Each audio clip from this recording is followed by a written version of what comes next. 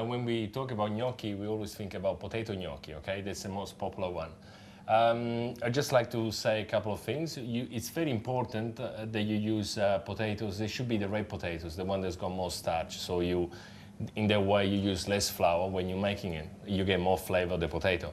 And also, in some recipes, in some cookbooks nowadays, they also tell you to use all potatoes because, of course, all potatoes will have less water inside. And they absorb less flour, don't they, Michele? That's the same point. That's why I always suggest as well to get same size potatoes and cook them whole with the skin. Okay, they really help to make sure that the potato doesn't absorb too much flour.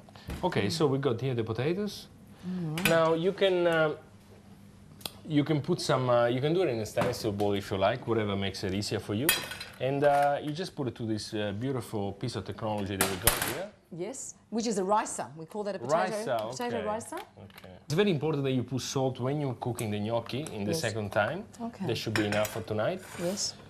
Okay, so we got these beautiful potatoes. Now, if you're not happy that you can feel a little bit of graining still in the gnocchi, what you should do, you should put it again into the ricer so you get a really nice, smooth. Now, the secret is to do gnocchi is to make sure that we use less flour as possible, okay? There's also eventually, when the right time of the year with the right potatoes, you don't even have to put any eggs because the potato will combine together. But that's an interesting thing because gnocchi, now I know my mother's always used eggs with making gnocchi, but in places like Piemonte, they don't use eggs, and I know that it's a much harder gnocchi to handle, isn't it? It's more difficult. Much harder.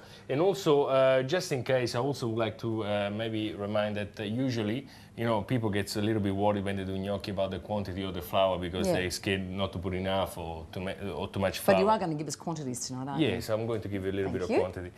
You have to use for 1 kilo of potato, okay? This is a rough quantity, 300 grams of flour, okay? This is pretty much what you should work on, and 1 egg. And of course, the quantity might change. For example, if your potato breaks, you know, in the water and they're all falling apart, of course, you're going to need more flour.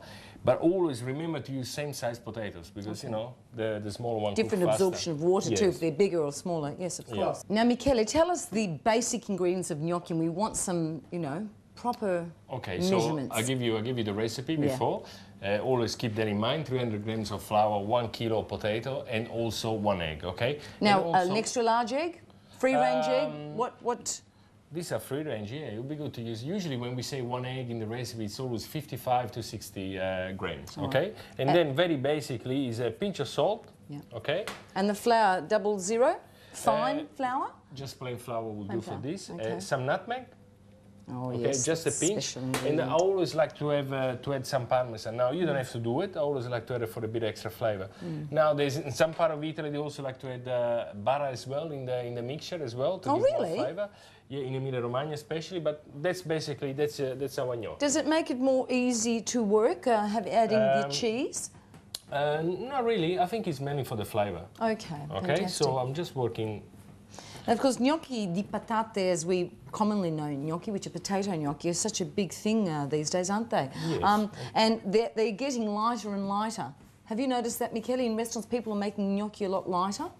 Yeah, because usually we used to call it the bullet, you know, when you add too much flour and the gnocchi become really hard.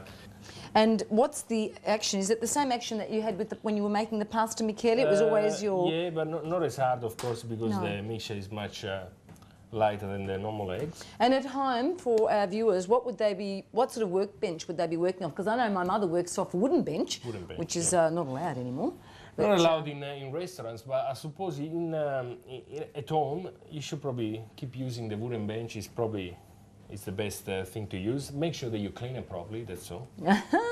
The thing with gnocchi, Michele, as I understand it, is that it's such a difficult thing to get the right proportions because they've got to be light enough to be digestible, but obviously tough enough to not disintegrate in water. Yes. Is that a fair call? That's why the best thing that you should do always when you do gnocchi, even if it's a small quantity, always test one gnocchi. So you got your water boiling, you just put one in and then you pick it up and always cool your gnocchi down in the water, cold water or ice water. That will make it very easy. So that's why a lot of people have problems at home when they do gnocchi because by the time the gnocchi are cooked in the pot, the gnocchi are very soft. So what you should do, You can pre-cook it in advance, heaps of water, Yes. a little bit at a time, and cool it down in ice water. In ice water, so like, yes, with some ice in it and whack them Yes. in and away you go. You can see how good a restaurant is by the size of the gnocchi, because you know you go to some restaurants with big chunks of gnocchi like that. I don't really like it. But No. Well, of course, when we talk about the gnocchi di semolina, of course, later on, they're a larger size, but traditionally, yes, they are small,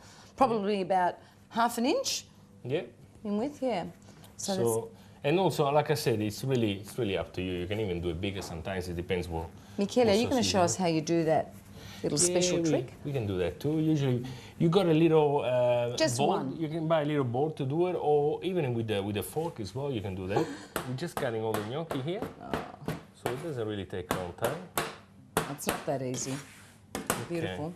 Now we're going to. I think we got also the semolina gnocchi. We can leave this rest here.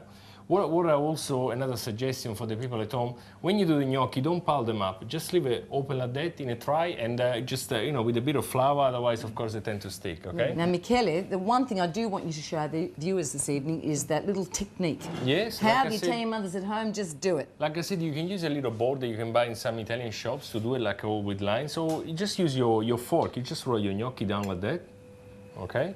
So that the inside is actually, that's sort of concave and that's convex, isn't it? Yes. They're big words, aren't they? I still remember those words from elementary school.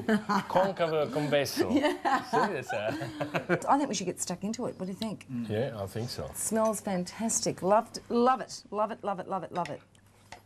Buonasera.